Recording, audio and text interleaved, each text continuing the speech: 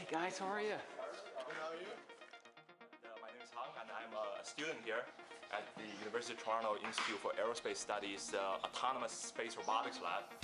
So today I'll be showing you guys around a little bit, looking at all our rovers, as well as giving you a little demo of a completely autonomous robot. So I'm not sure you guys see one right around here. This is the robot's leg, so they are the one moving around, right?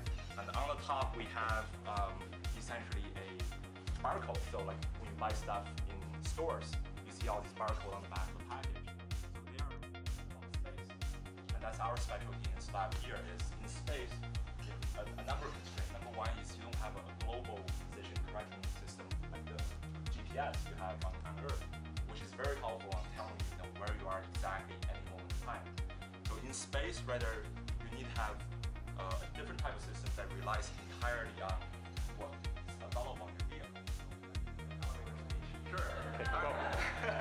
So here we have a tumbleweed rover. So what it does is it's using the power of the atmospherical depression, so wind, to blow the sphere around on the surface of a planet, and during that process generating very valuable power for collecting scientific information as well as driving the rover itself as well. Alright, try not to hurt yourself. So all the pushing around is spinning up. That's right. Look at it.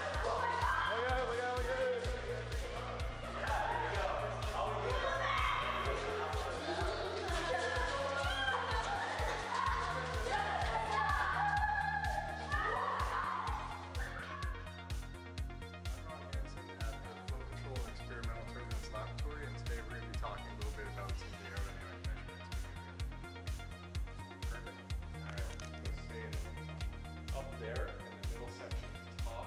There's a fan, a 60 horsepower fan fills that big cylinder, and the airflow goes around that corner through that section there, which is called the reaction. It's a lot like a nozzle, it accelerates the flow. The flow goes through this glass section here called the test. Quiet. And you guys can actually go right up here and have a look at Go, Brett. Get there. this right now. Okay. So that's downstream, and that's in the upstream direction. And we actually have something that looks a little bit like an airfoil in there right now.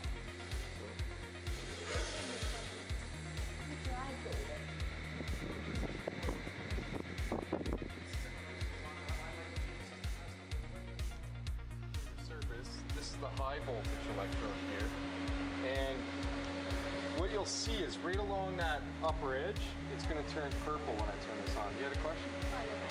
I haven't turned it on yet. Just 1 second. So that's about as close as you want to go. Okay. And you can see that light up purple when we turn that on and off.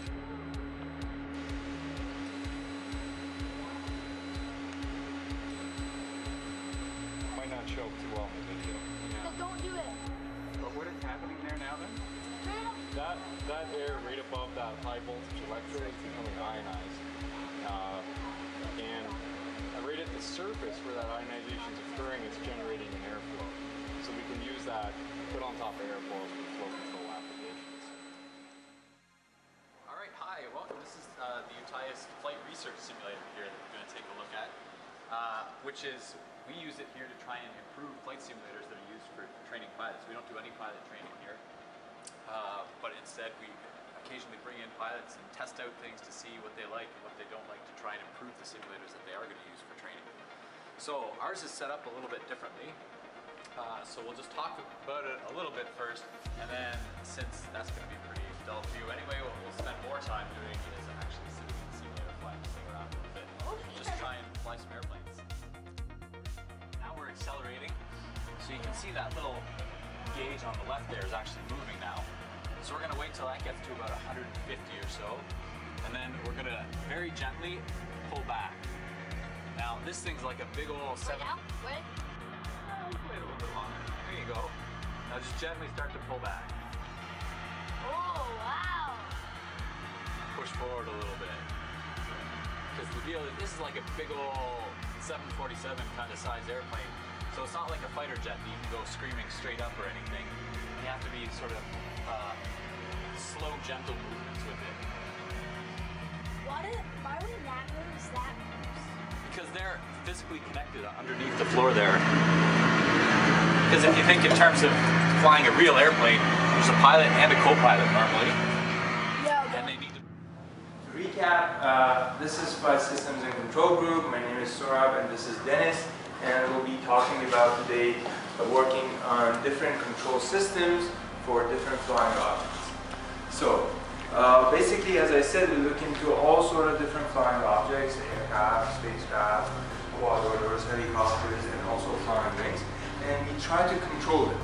So the question is, what do we mean by trying to control a flying object?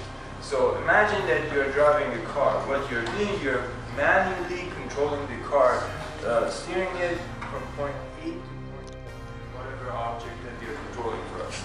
So this is an example of the flying wing that we have. There will be a propeller mounted here to push it forward.